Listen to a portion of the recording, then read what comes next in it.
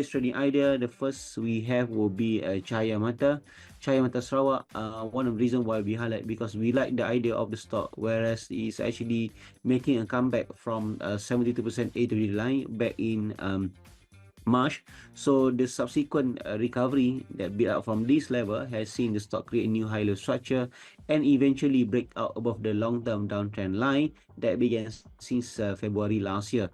So a breakout move last Wednesday was backed by high trading volume, but the candle may not really attractive, because you can tell that there could be some sort of the selling pressure within immediate resistance within what we call that 116 cent region. However, the next day, as per yesterday again, is actually validate our view, and you can tell that momentum remain pretty much elevated. So we're expecting the current upcycle to continue unfolding, with the next resistance target is actually pegged at 1.25 cent and 1.39 cent, with the cut loss below 1.4 cent. Risk to reward ratio is 1 to 2.5, which means you are risking about 8.7% downside risk, with a potential reward of 22.3%.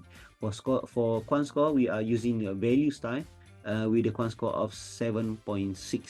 Moving on, second stock, Reservoir Link. So the stock so-called downtrend move could be at the tail end, as the stock is actually forming a quite attractive. So if you look for the past few months, I think back since June, there are significant decline back in January until March. So this actually the decline here was pretty much backed by lower trading volume. That means as the stock continue to trade lower, it actually trading volume has actually decreasing. So this actually a characteristic of something that we call a Wyckoff spring test.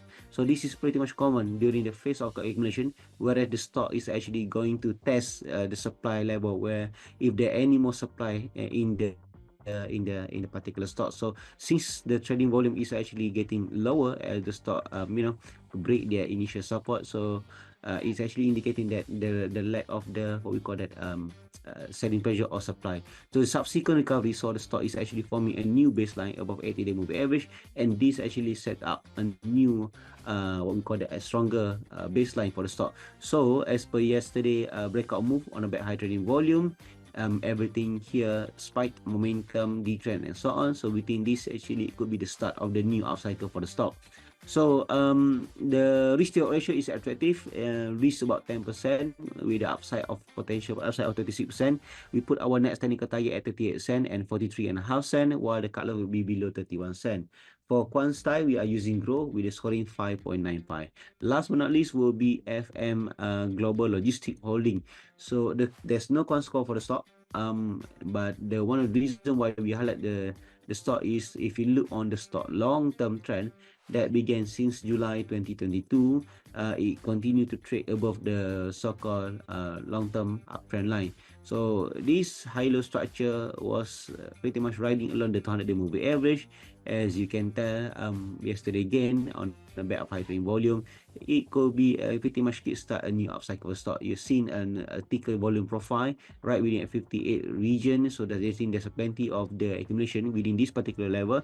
So building on this accumulation zone, so we expect the new upcycle to unfold, with the next technical resistance is pegged at 67 cent and 74.5 cent, while the cut loss will be below 57.5 cent. Risk to reward ratio is 1 to 2.8, which means 7% downside risk against 20% upside potential.